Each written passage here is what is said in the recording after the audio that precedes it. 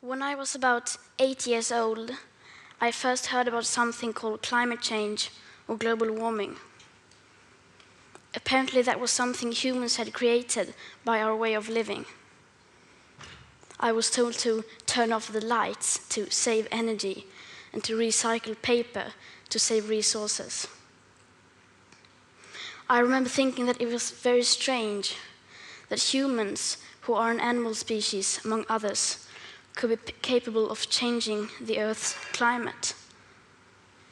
Because if we were, and if it was really happening, we wouldn't be talking about anything else. As soon as you turn on the TV, everything would be about that. Headlines, radio, newspapers. You would never read or hear about anything else, as if there was a world war going on. But no one ever talked about it. If burning fossil fuels was so bad that it threatened our very existence, how could we just continue like before? Why were there no restrictions? Why wasn't it made illegal? To me, that did not add up. It was too unreal. So when I was 11, I became ill. I fell into depression. I stopped talking, and I stopped eating.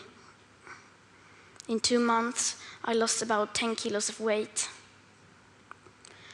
Later on, I was diagnosed with Asperger's syndrome, OCD, and selective mutism.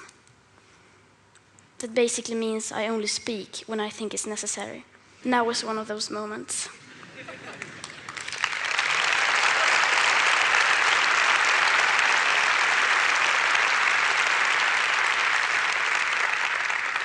For those of us who are on the spectrum, almost everything is black or white. We aren't very good at lying, and we usually don't enjoy participating in the social game that the rest of you seem so fond of. I think in many ways that we autistic are the normal ones, and the rest of the people are pretty strange. Especially when it comes to the sustainability crisis, where everyone keeps saying that climate change is an existential threat and the most important issue of all, and yet they just carry on like before. I don't understand that, because if the emissions have to stop, then we must stop the emissions. To me, that is black or white. There are no gray areas when it comes to survival. Either we go on as a civilization or we don't. We have to change.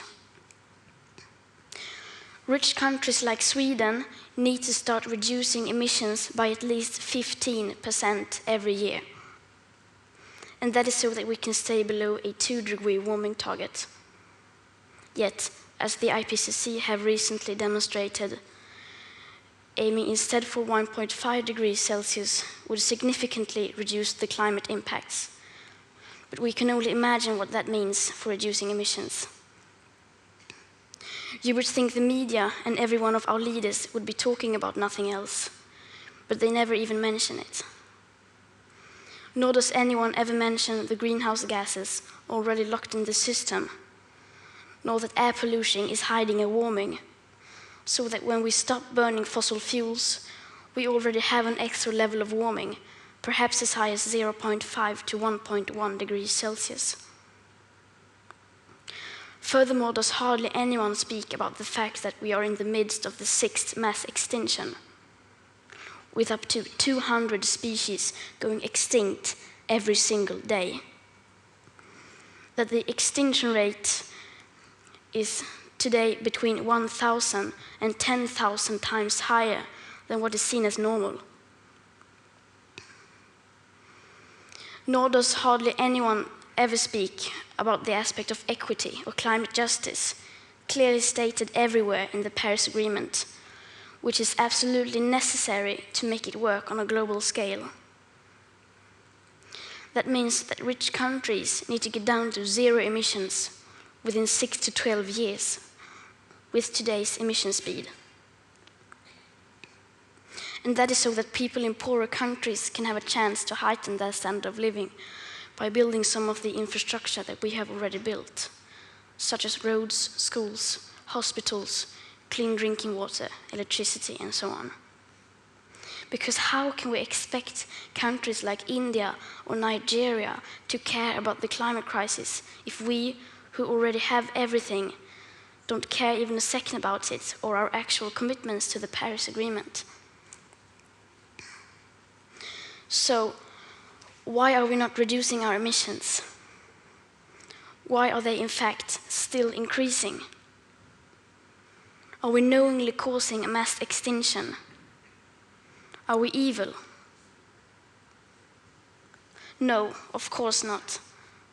People keep doing what they do because the vast majority doesn't have a clue about the actual consequences of our everyday life.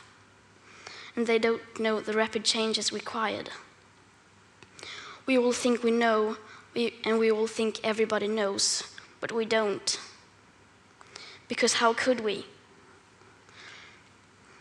If there really was a crisis, and if this crisis was caused by our emissions, you would at least see some signs. Not just flooded cities, tens of thousands of dead people, and whole nations leveled to piles of torn down buildings.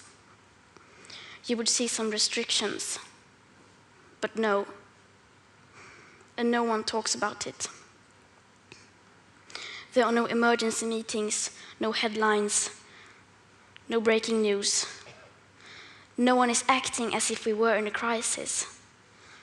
Even most climate scientists or green politicians keep on flying around the world, eating meat and dairy. If I live to be 100, I will be alive in the year 2103. When you think about the future today, you don't think beyond the year 2050. By then, I will, in the best case, not even have lived half of my life. What happens next?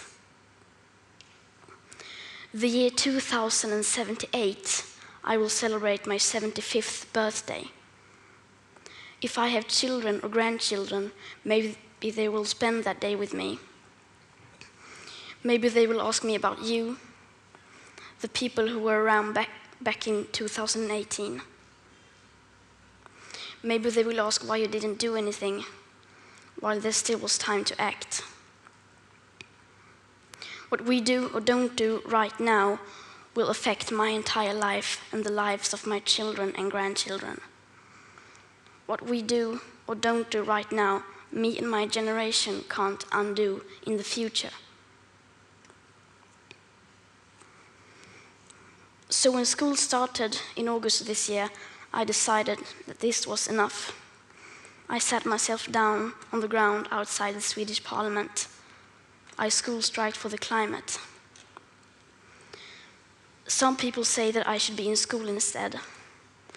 Some people say that I should study to become a climate scientist so that I can solve the climate crisis. But the climate crisis has already been solved. We already have all the facts and solutions. All we have to do is to wake up and change. And why should I be studying for a future that soon will be no more, when no one is doing anything whatsoever to save that future? And what is the point of learning facts within the school system, when the most important facts given by the fine science of that same school system clearly means nothing to our politicians and our society? Some people say that Sweden is just a small country and that it doesn't matter what we do. But I think that if a few children can get headlines all over the world just by not going to school for a few weeks, imagine what we could all do together if we wanted to. Now we're almost at the end of my talk. And this is where people usually start talking about hope. Solar panels, wind power, circular economy, and so on. But I'm not going to do that. We've had 30 years of pep talking and selling positive ideas. And I'm sorry, but it doesn't work. Because if it would have, the emissions would have gone down by now. They haven't. And yes, we do need hope. Of course we do. But the one thing we need more than hope is action. Once we start to act, hope is everywhere. So instead of looking for hope, look for action. Then, and only then, hope will come. Today, we use 100 million barrels of oil every single day. There are no politics to change that. There are no rules to keep that oil in the ground. So we can't save the world by playing by the rules, because the rules have to be changed. Everything needs to change, and it has to start today. Thank you.